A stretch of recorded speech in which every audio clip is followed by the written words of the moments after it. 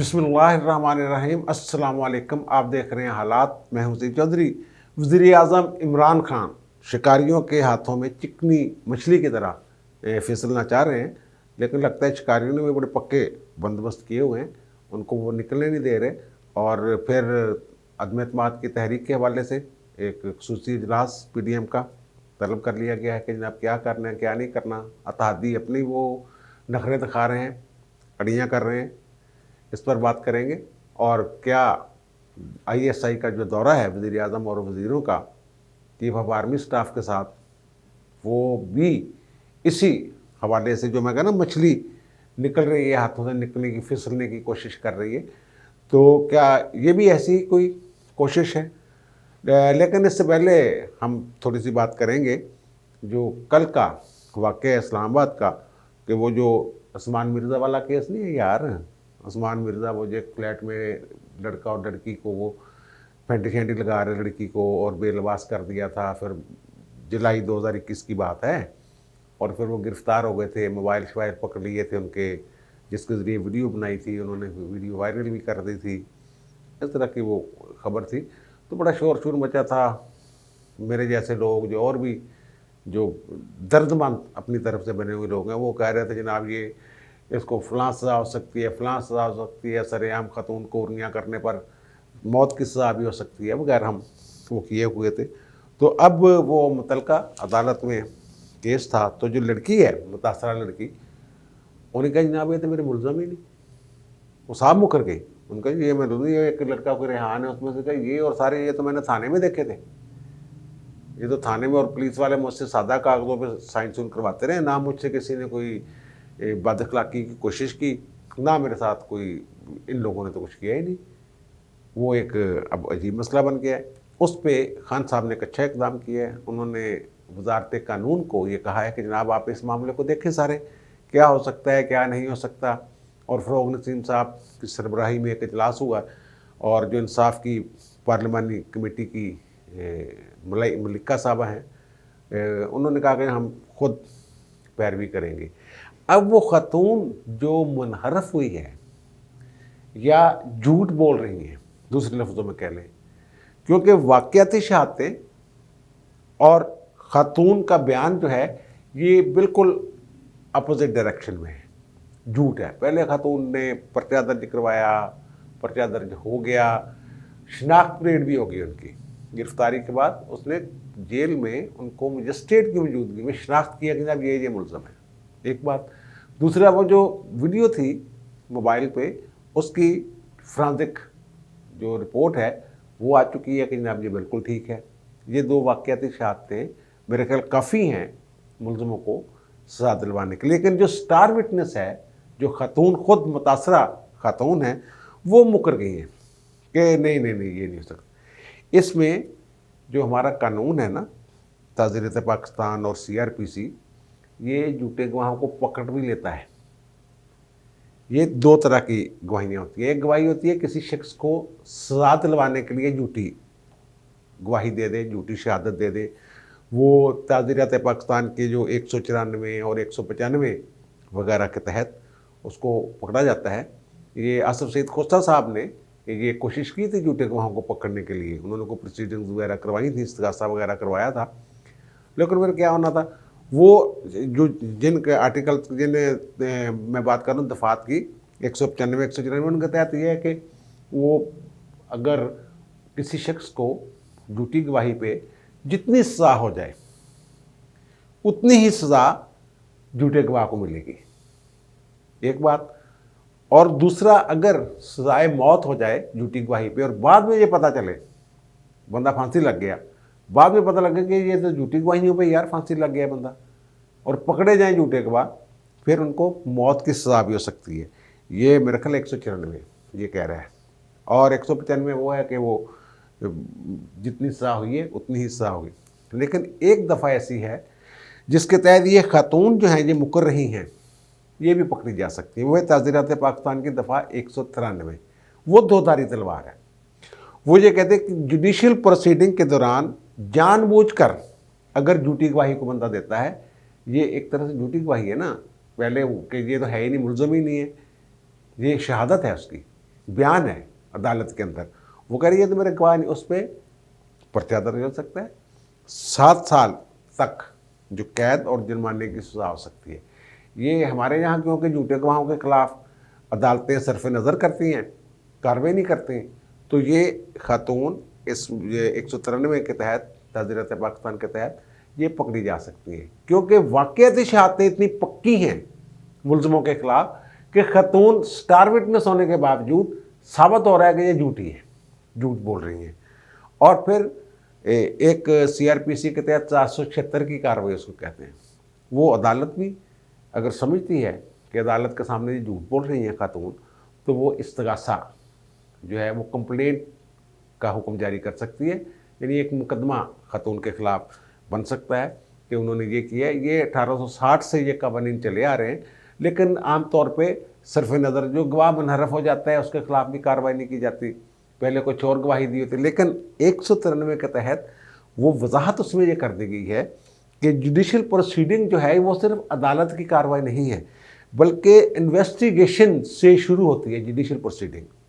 उसमें ये वजाहत की हुई है ताज़ीरात पाकिस्तान में, यानी दौरान तफ्तीश अगर कोई शख्स झूठ बोलता है या अदालत में बोलता है, दोनों एक ही बात है। इस दफ़ा के तहत 193 के तहत खातून ने अगर पहले पुलिस के सामने कुछ और, आमतौर पर तो ये होता है ना, अदालतें कहती हैं कि जनाब पुलिस तफ्तीश नहीं बनती हैं, यही होता है ना। लेकिन यहाँ पे ये जो 193 है दफ़ा, ये कहती है कि नहीं, तफ्तीश के दौरान भी, ये इन्वेस्टिगेशन के दौरान भी अगर कोई झूठ बोलता है तो उसके खिलाफ ये कार्रवाई हो सकती है, 7 साल तक उसमें सज़ा है, और इन्वेस्टिगेशन से ट्रायल तक सारा कुछ जुडिशल प्रोसीडिंग में वो कहते हैं आता है। अब देखें, वो बहरहाल अगर दीगर शहादतों की बुनियाद पर केस चल सकता है, अदालत मान लेती है और 476 की कार्रवाई नहीं करती और खातून के खिलाफ 193 ताज़ीरात पाकिस्तान के तहत मुकदमा नहीं बनता, तो फिर आमतौर पर मुनहरफ गवाहों से मैंने पहले अर्ज़ किया, अदालतें जो है कहते चलो ठीक है यार, मुकर गया, कोई गल नहीं, खैर गलतफहमी से हो गया जी मुकदमा। ये एक अजीब मामला है। वो उनको तफ़्वज़ मेरे ख्याल दिया है उन्होंने कि जनाब इनको, वो लड़की और लड़का उन्होंने शादी कर ली हुई है, तो जनाब इनको तफ़्वज़ दें, ये हुकूमत ने कह दिया। बहरहाल अच्छा इक़दाम है हुकूमत का ये, अगर उनको तफ़्वज़ वगैरह दे रहे हैं। और फिर दूसरी बात, अब जो बात है यार, ये इस मुल्क में वैसे निज़ाम है क्या, मैं तो हैरान हूँ। वो एक हरीम शाह हैं खातून, जिनकी वो टिकटॉक पे बड़ी जनाब फैज़ल हसन चौहान और फ़याज़ल हसन चौहान और शेख रशीद, पता नहीं किन किन के साथ उसने वीडियोस बनाई हुई हैं। तो वो अब उन्होंने अपने इंस्टाग्राम पे एक शेयर की है वीडियो बना के, वहाँ बरतानिया से, कि और आगे रखी हुई है गैर मुल्की करेंसी काफ़ी सारी, 1.5 करोड़ रुपया पाकिस्तानी बनता होगा अंदाज़न। तो उन्होंने कहा जनाब ये देखें मैं पाकिस्तान से ले आई हूँ, तो मुझे तो किसी ने रोका नहीं, ना ही मुझे कोई रोक सकता है। चैलेंज कर रही है वो खातून कि ना ही मुझे कोई रोक सकता है, मैं तो ले आया हूँ, आप ज़रा एहतियात कीजिए। उनके गरीबों के लिए यहाँ पाकिस्तान में और कानून है, मेरे जैसे ताकतवरों के लिए और कानून है, देखो मैं तो ले आई ये पैसे। तो अब करेंसी को बाहर लेके जाना वो एक जुर्म है। ये एक लंबी बहस हो जाएगी शुरू कि स्टेट बैंक के ख़ास लाइसेंस जारी करता है जिसके तहत कुछ करेंसी आप बाहर ले जा सकते हैं, फिर वापस लानी होती है। ये जो इसका काम करते हैं करेंसी का, फॉरेन करेंसी का जो काम करते हैं डीलरशिप, जो उनको वो देते हैं लाइसेंस कि मसलन वो इनको चाहिए सिर्फ डॉलरों में, और जो छोटी छोटी करेंसियाँ होती हैं मसलन मलेशिया की, कोरिया की, इंडिया की और ऐसे तुर्की की, उनको फिर ये जो डीलर हैं या मनी चेंजर जो हैं ये ले जाते हैं लाइसेंस के तहत दुबई से भी, वहाँ से वो डॉलरों में कन्वर्ट करा के पाकिस्तान लाते हैं। आमतौर पर ये छूट है, एक तरह से दी हुई है उनको छूट। और वो जो डॉलर शालर पिछले दिनों बढ़े थे वो कहते हैं इसलिए बड़े बुरे थे, चलो उसको एक अलग इशू है।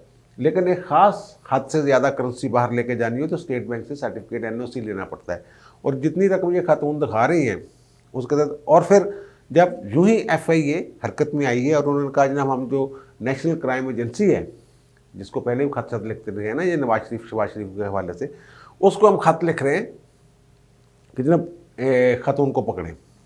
तख्तून फौरी तौर पर मुकर गए। उन्होंने कहा नहीं मैंने सिर्फ वीडियो बनाई है, ब्लैक वो नहीं, मैं नहीं की, स्मगलिंग नहीं की मैंने रुपए की, मैंने सिर्फ वीडियो बनाई है, एम ही बना दी। एम ही बनाने पे भी मुकदमा दर्ज हो सकता है, रियासत को बदनाम करने और सिस्टम को सबोताज करने के इल्ज़ाम में खातून के ख़िलाफ़ और हुकूमत को नाकाम ज़ाहिर करने के लिए अगर कोई ऐसी हरकत करता है तो वो भी हमारा जो कानून है ताज़ीरात पाकिस्तान, उसमें बहुत सारी दफ़ात ऐसी हैं कि उनको पकड़ा जा सकता है। और भी कई जो है वो जो छोटे जराइम के वो कहते हैं ना, वो एक तो मेजर एक्ट होता है, एक माइनर एक्ट होता है, उसमें छोटे छोटे कवानीन ऐसे हैं कि उनके तहत खातून जो हैं वो पकड़ी जा सकती हैं। लेकिन देखिए अब क्या करते हैं क्या नहीं, वो कहते हैं मैं तो बड़ी तकड़ी है, मैंने फाड़ को नहीं सकता। बहरहाल चैलेंज किया उसने पूरे सिस्टम को, ये कोई छोटी बात नहीं है। उनका जनाब मैनू फड़ी कोई नहीं सकता सी। अब देखिए इस पर क्या होता है। अब आते हैं खान साहब वाली बात। खान साहब जो हैं ये तन्हाई का शिकार हो रहे हैं मुसलसल, और इनमें बहुत सारी चीज़ें हम जिक्र कर भी चुके हैं कि कौन साहब इधर जा रहा है, कौन साहब इधर जा रहा है। इनके कोई वज़ीर हैं वो राब्तों में हैं, इन्होंने तो उनको बड़ी अहम ज़िम्मेदारी दे दी है जनूबी पंजाब में। लेकिन वो कुछ ऐसी खबरें हैं कि वो इधर उधर हो सकते हैं। अब उनके वो कोई साबिक सेक्रेटरी इतलात हैं, शायद एडिशनल सेक्रेटरी रहे हैं वो इतलात, अहमद जवाद, कभी इनके मीडिया सेल के वो हेड होते थे। उन्होंने वो लेफ्टिनेंट कमांडर थे नेवी में, अहमद जवाद साहब, उन्होंने भी इल्ज़ाम की बुछाड़ कर दिया जनाब ये सारे नज़रियाती लोग जो इधर गैर नज़रियाती लोग, इनका क्या तल्लक पीटीआई के साथ, करोड़ों अरबों रुपए इन्होंने बना लिए हैं, वज़ीरों ने वगैरह वगैरह, मैं लिस्ट बना रहा हूँ।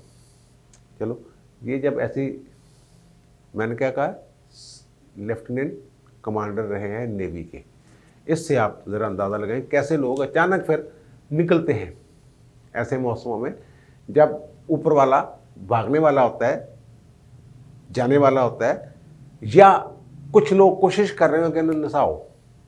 उस वक्त ऐसे लोग फिर अचानक कोनों खुदरों से निकलते हैं और फिर अपना अपना हिस्सा डालते हैं उसको भगाने के लिए।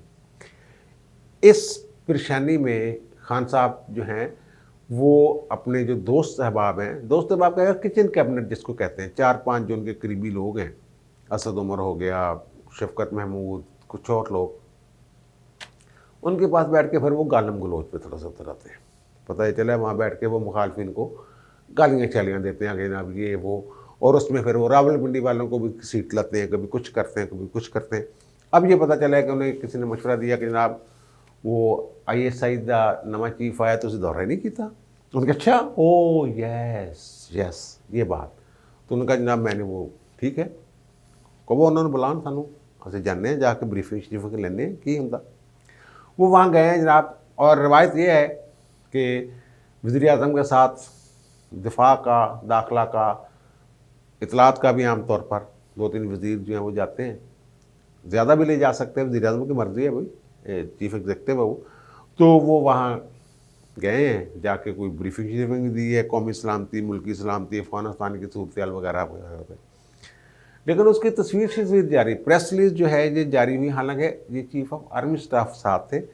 तो आमतौर पर जब आर्मी चीफ की कोई मूवमेंट होती है तो उसकी DG ISPR जो है वो प्रेस रिलीज वगैरह जारी, ये सुना है कि हुकूमत ने खुद ही जारी की है कि वज़ीर आज़म साहब वहाँ गए हैं, तस्वीर उन्होंने बनाने नहीं दी, ना बनी है, क्योंकि नदीम अहमद अंजम साहब कहते मैंने तस्वीरों का शौक ही नहीं पब्लिसिटी का, मैं तो बस आराम से साइड से बह के असल काम करना जो करने वाला।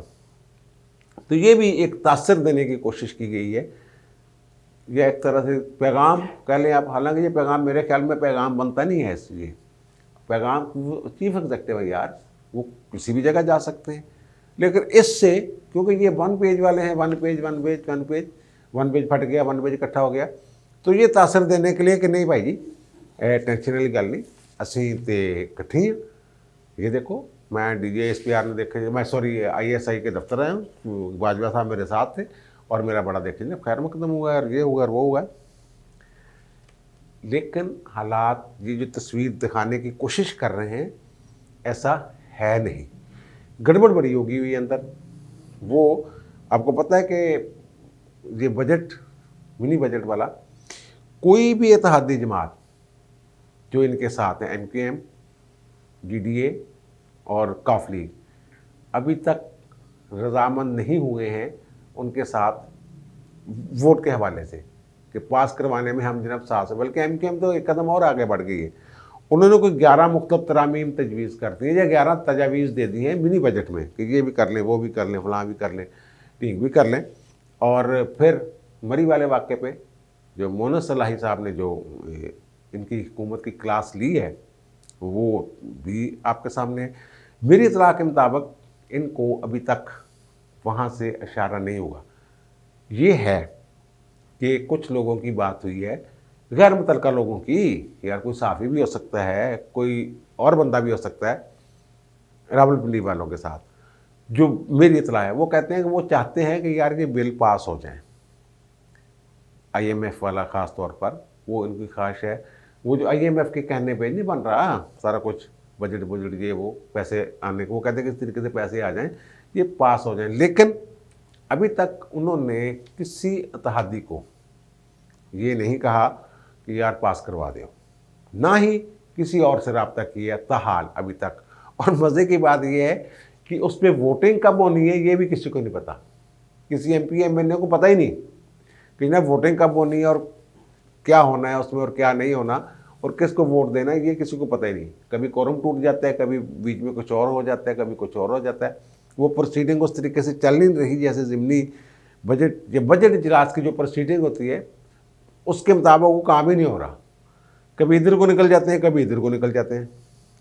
अब PDM ने 25 जनवरी को इजलास बुला लिया सरबराही, और मैंने पहले अर्ज़ किया, वो कहते हैं हमने पक्का हाथ डालना है, अगर आएगी तहरीक एतमाद तो फिर खाली नहीं जाएगी, वार खाली नहीं जान देना, ठीक है। और उनको जो नवाज शरीफ साहब हैं उन्होंने भी कहा है कि जनाब इस दफ़ा ये मामला इंदी जाएगा। वो यार बहुत सारी चीज़ें बातें होती रहती है, पहले हम भी कहते रहे कि जनाब क्योंकि इमरान खान चाहते हैं अपनी मर्ज़ी का आर्मी चीफ लगाना, और वो मर्ज़ी से मुराद कहते हैं फैज़ हमीद को लगाने थे, और फैज़ हमीद के ख़िलाफ़ इन्होंने बड़े सख्त बयान दिए हुए हैं, उनसे इस्तीफ़े का मुतालबा किया हुआ है, अदालत में उनके ख़िलाफ़ केस हैं, बहुत सारी चीज़ें इन्होंने डाली हुई है ना। फैज़ हमीद वो उनका बयान अल्फीज शौकत सिद्दीकी साहब वाला वो अदालत में दिया हुआ उन्होंने, तो वो चाहते हैं कि नहीं यार पहला काम निकल जाए।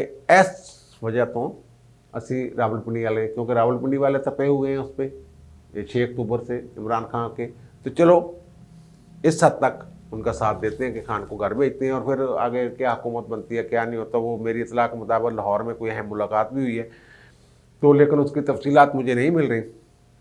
वो एक साहब ने वादा किया है कि मैं उस मुलाकात की, वो बड़ी अहम मुलाकात है, उस मुलाकात की मैं तफसीलात जो हैं वो बता दूंगा। और फिर जो मैंने अर्ज़ किया कि आज मौलाना फजल रहमान और शहबाज शरीफ की मुलाकात हुई है, एक तो वफूद के साथ मुलाकात हुई है ना, जो लाहौर वाली मुलाकात है ना वो मैं बता दूं आपको, वो किसी हुई है फार्म हाउस पे, 3+3, 3 उस तरफ के लोग, 3 उस तरफ के लोग। ये कौन थे, क्योंकि तफसीलात अभी तक मुकम्मल मेरे पास नहीं आई हैं, यूँ ही तफसीलात आएंगी तो मैं बता दूंगा कि जनाब कौन था और कौन थी, जो भी मामला था उसमें, वो सारी वो उसमें इंशाल्लाह 1-2 दिन तक वो यूँ ही रिपोर्ट मेरे पास आई, मैं छुपाऊँगा नहीं, गोशगुजार करूँगा आपकी, बताऊँगा आपको। और वहाँ मौलाना साहब और फजल रहमान साहब की 1-on-1 भी मुलाकात हुई है, अलहदगी में बैठ के हौली हौली जड़ी गल्लां करते काने च, ठीक है ना।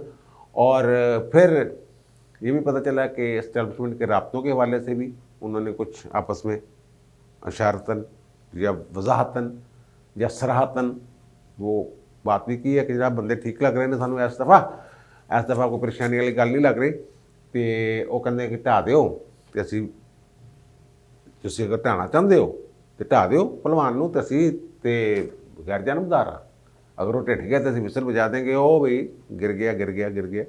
इस तरह की कोई बातें हैं। और फिर वो PDM में सरदस्त जो पीपल्स पार्टी है या लॉन्ग मार्च में पीपल्स पार्टी को शामिल करने की जो बात है, ये इतला ये है कि जो मौलाना और शहबाज शरीफ की मुलाकात है उसमें यही बात सामने आई है कि नहीं, वो अपना लॉन्ग मार्च करें, हम अपना लॉन्ग मार्च करेंगे, और लेकिन असम्बली के अंदर जो वारदात डालनी है उसमें सब इकट्ठे होंगे। उन्होंने कहा शहबाज शरीफ साहब तुम चिंता करो, ए बिलावल साहब ना जरदारी साहब ना मामला, जरदारी साहब भी इस्लामाबाद बैठे हुए जाके, इन्होंने मामला ठीक रखो, बजट जो मिनी बजट है और फिर तरीके अदमत जो भी शूट करता हुआ हमें पहले जो हो गया तो उसके मुताबिक जनाब हम कार्रवाई डालेंगे और भेजेंगे घर इसको। और फिर तमाम वो कहते हैं तमाम आइनी ऑप्शंस, कॉन्स्टिट्यूशनल जो हो सकते हैं इकदाम, उनके तहत हमने इनको गिराना है। तो कम वधिया पिया, खान साहब को पता लग गया होया, खान साहब इधर उधर हाथ पैर मार रहे हैं लेकिन उन्होंने गल नहीं बन रही। अब मुझे दीजिए इजाज़त, इंशाल्लाह दोबारा मुलाकात होती है नए व्लॉग के साथ। अल्लाह हाफ़िज़।